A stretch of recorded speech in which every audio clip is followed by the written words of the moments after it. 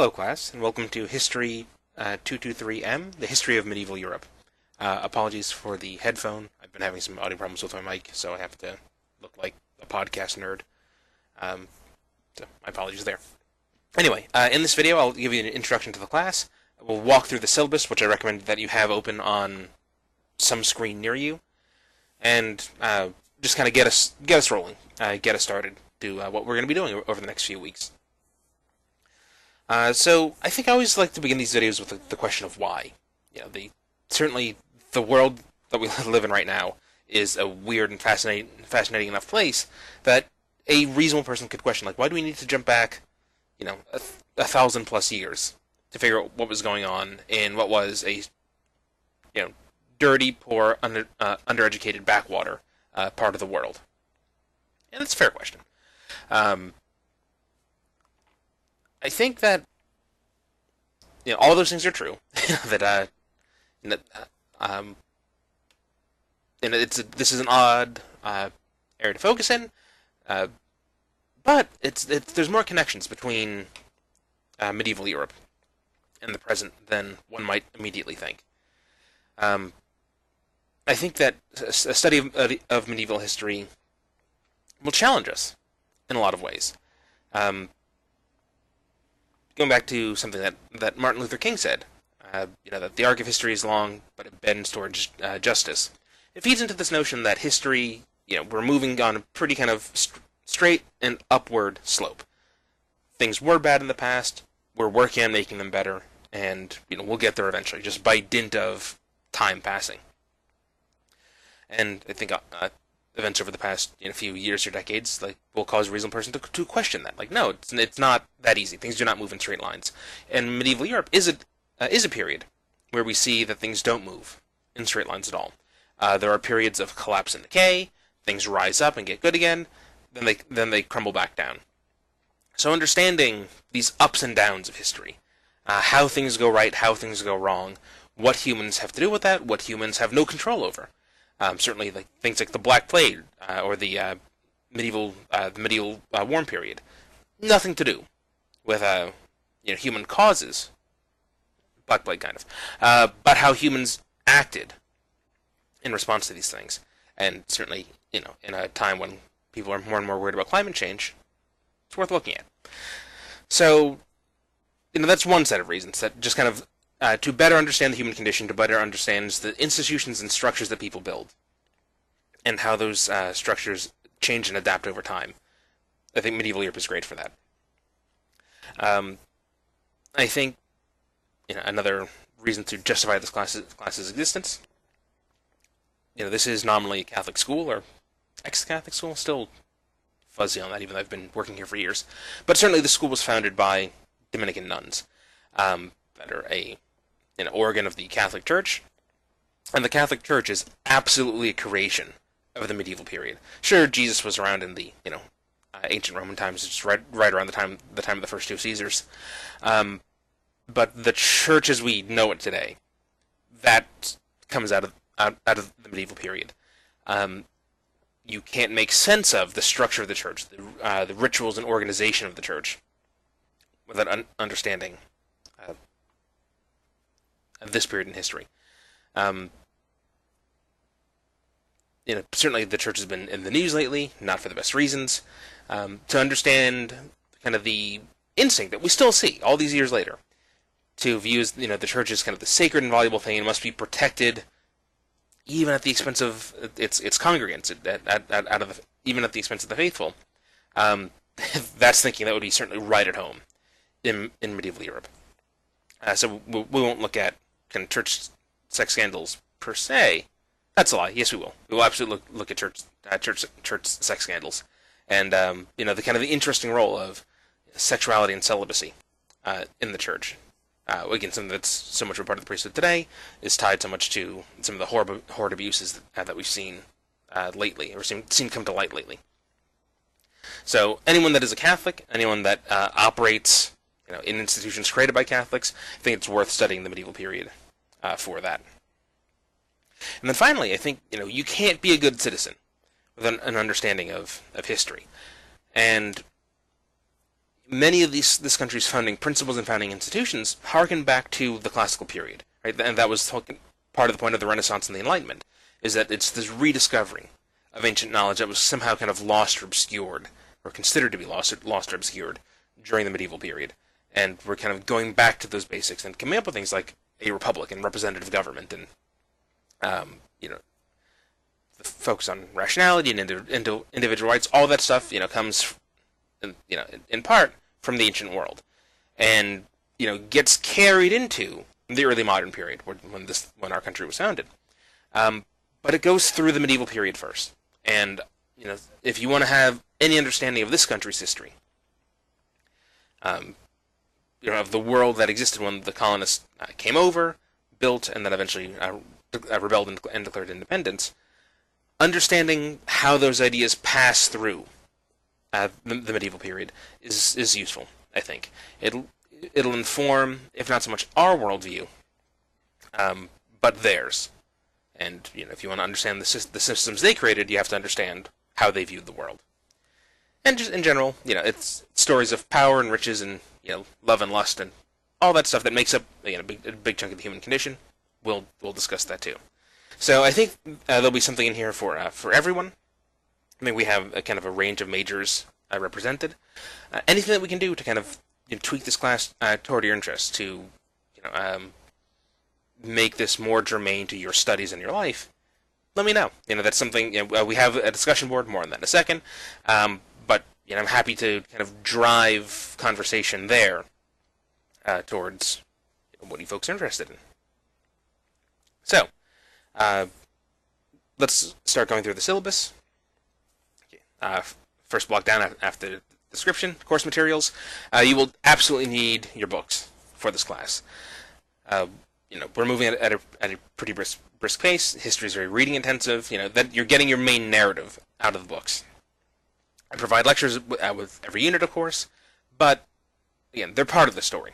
They're usually a supplement to what's in the book, or expanding on points that the book I couldn't dive into so much. So you will, to do your weekly assignments, to do your papers, you're going to need the course materials. Hopefully you all got my emails a couple weeks ago about which books you need. If not, they're right there. As I said, I believe in that email that Cowper book can be expensive. So see if you can find that used or online in some capacity. How I'm going to grade the course. History is a writing-dominated field. Again, I know that none of you are history majors, so if you can carry nothing else out of this class, I want to make you a stronger writer. And as such, writing's going to make up the biggest single chunk of your grade. I don't put a lot of stock in tests for a history class. Knowledge of trivia on demand, so knowing things multiple choice, like being able to fill out a short answer. Like, it's tedious for me to grade, and also if someone's pointing a gun at you and demanding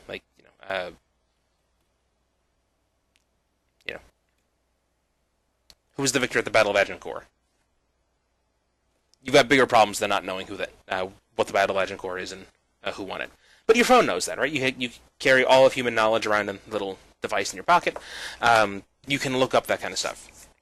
What I'm interested in, what I'm going to be grading you most strongly on, is your ability to take evidence that we've discussed in class, fashion that into an argument, and present that in a clear and intelligible way. So,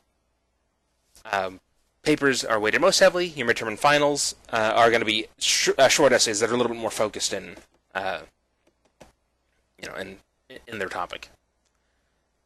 But the independent component, that's number one, and that's going to be a 4 to 7 page paper. 3 to 5 page. So that's 40% of your grade is the independent component. Everything else is into even 20s. I mentioned the discussion board. To have any sense of class and camaraderie here, I want people participating in the discussion boards daily. I don't want you just kind of answering the same question again and again. Like if I suggest a prompt, I just don't want to read 10 different versions of the same answer to that. So engage with each other. ask questions in each discussion board thread. There's two headings. The first is questions about the reading, where if you just see something in the reading that you don't understand, a word you don't recognize, ask there. And I guarantee you're not the only one that doesn't know what this means. I think that could be a good point for discussions. The other is just responses to the reading. What did you get out of this? What stuck out to you? So you kind of speak to that, what jumped out at you, and then we'll try to get your classmates interacting in there. Again, the more that this can function like a conversation, the happier that we're all going to be, and the better that you'll do for your participation grade. Again, easy 20% of your grade right there.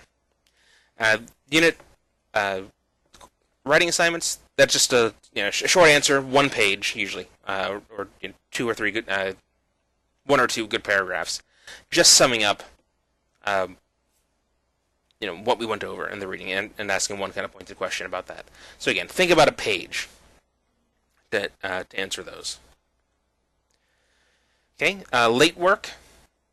We're on a pretty tight schedule here. That includes grading at the end of it. I've only got 2 days to turn all the grades in. As such, I need to be pretty ruthless at the end of the semester when your big projects are due. To that end, I've got kind of a pretty hard drop deadline on the last day of class. And I will want your independent components done October the 17th, I believe it is. That's the Thursday, the second to last Thursday of the class, 18th, October 18th. Course ends on the 25th. So, independent component due by October 18th, all work due by October 25th. Now, besides that, this class is designed for working students, for students that have other stuff going on. So, your individual units, the work does not have hard due dates. This is designed to get through about 2 units per week. If you're able to keep that pace, you'll do fine. And I'm not going to pitch a fit if oh no, it's Monday and he's only got one of his assignments done, when really I hope to see 2 by now. But if we get to the end of the week, if you find yourself getting a week or week and a half behind, then you're in trouble. So try to stay on pace. But again, you're adults. You know how to manage your time. I'm not going to micromanage that. Each individual unit assignment has to be done by a certain day. So I've got a pretty big degree of flexibility with that. Do not wait until the end of class to upload all your answers or to do all your work. That really sucks for me. As the person that has to grade it, kind of having to go back to remember answers from the beginning of the semester. It's not going to be good quality work, and you're not going to get feedback from me over the course of the semester as to how to make your writing better. Again, and I'm a pretty tough grader, but I always make my comments with the aim of making you a better writer, and I do generally see improvement over my students over the course of the term. So yeah, just stay on pace with your work. If you are thinking of just kind of writing it all on your computer, then uploading it all at the last minute, don't, please. If anyone does need an extension, again, busy people, all adults, just let me know. I'm pretty generous. I will say yes to most reasonable requests if they're made on time. Don't come up to me on the last day of class saying, "Oh, I need another week to do half my work." That's going to get shot down. But your kid gets sick, your mom's in the hospital. That's fine. I'm willing to to extend people. For those kind of reasons, just let me know is all I ask. Academic honesty. Every time I've taught this class, or any class at Dominican, I've had to fail at least one student for plagiarizing, for just going online, copying answers, and cheating in some capacity or another. This is the easiest and stupidest way that you could possibly have to fail a class. We run the work to turn it in. It is super obvious when students are taking other people's work and passing it off as their own. Again, you know better than this. You will get caught. Don't do it. And again, it's easy to do for the subject, right? People have been teaching medieval European history for literally as long as there have been universities. Universities being a product of medieval Europe. So yeah, a lot of the stuff is going to be, there's stuff out there. both at the going from the weirdest amateur levels all the way up to pro level stuff. But again, that undermines, more than it being a waste of everyone's time and embarrassing, possibly dangerous for you. It undermines the reason why you're here. Now, yeah, we're all here to get jobs. That's the goal, is to have a career in your chosen field. But college should be more than that. Particularly, a liberal arts education is built on the idea of being more than that. You're here to learn. You're here to grow your mind and your soul. Just copy pasting stuff from Google, it defeats the purpose. You're spending good money to get an education here. Educate yourself. Do the work. Again, I mentioned that I'm a stiff grader. We do have a pretty good writing center here at Dominican. I should know because I work there. So if you're having, if I'm digging you a lot of points for writing stuff, grammar, punctuation, sentence structure, that kind of thing, which I will. If you think that you're having a real hard time with this, make an appointment at the ASE. We have distance tutoring. That's pretty easy to use. I think we do a pretty good job of it. So take your work through there. There's no shame in using the writing center. Most grad students I know do it just to have another set of eyes on the thing. Again, you can email me or contact me otherwise for more information about that. But definitely, again, we live in a world where the first contact you have with most of your employers is sort of like, literally bumping someone in an elevator and doing an elevator pitch. It's going to be through email. So, your written word is going to precede you everywhere that you go. You want your writing to be strong. Okay. And then from there, we just have some curriculum notes, things that went on in the class, and then the course schedule. So, like I said, about two units per week.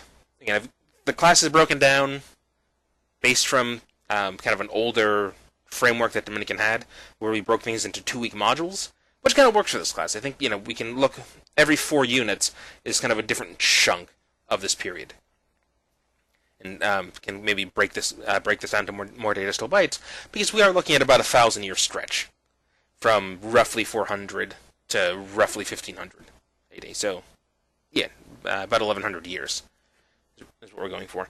This class will run basically from the fall of Rome to the end of the Reconquista, Columbus finding the New World, the beginning of the Renaissance, all occur right around the same time.